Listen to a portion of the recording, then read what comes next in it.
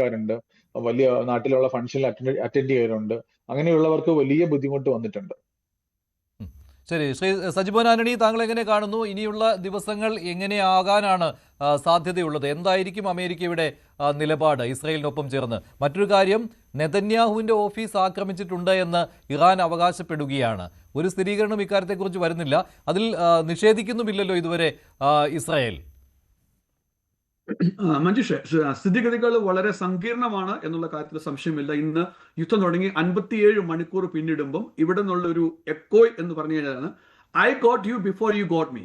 അതാണ്. അപ്പം എല്ലാവരും ചോദിച്ചു എന്താണ് റീസൺ ഇപ്പം ട്രംപ് അഡ്മിനിസ്ട്രേഷൻ ഇങ്ങനെയൊരു കാതലായ തീരുമാനം എടുക്കാനായിട്ട്, പലരും പറഞ്ഞൊരു ഡിസ്ട്രക്റ്റീവ് തീരുമാനം എടുക്കാനുള്ള ഒരു റീസൺ എന്താണെന്ന് ചോദിച്ചു. ഇവിടെ തന്നെ അമേരിക്ക ഡിബേറ്റ് ചെയ്യുന്നുണ്ട്. അപ്പോൾ അതിന്റെ ഒരു ആൻസർ ആണ് I got U before you got me.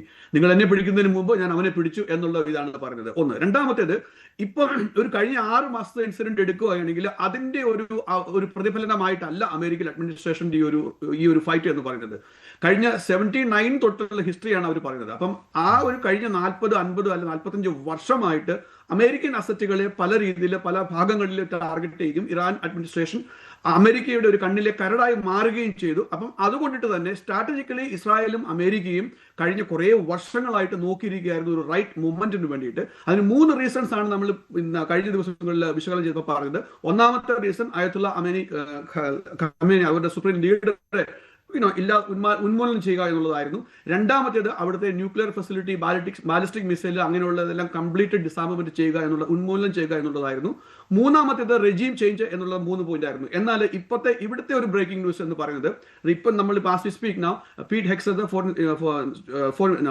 Defence minister, ഇപ്പം minister of war by the way, ഈ പ്രസ് കോൺഫറൻസ് നടത്തുകയാണ്. അപ്പൊ അദ്ദേഹം പറഞ്ഞത് regime change is no more അമേരിക്കയുടെ ഒരു പ്ലാനിലെ പദ്ധതിയിലില്ല, ഒബ്ജക്റ്റീവിൽ ഇല്ല എന്നാണ് ക്ലെയിം ചെയ്തത്. കാരണം ഇവിടെ നിന്നുള്ള ട്രംപ് അഡ്മിനിസ്ട്രേഷന്റെ ഓപ്പോസിഷൻ എന്ന് പറയുന്നത് അമേരിക്കയുടെ ജോലി ലോക പോലീസ് അല്ല, ലോകത്തിലുള്ള എല്ലാ റെജിമിനെ മാറ്റിമറിക്കുക എന്നുള്ള അല്ല.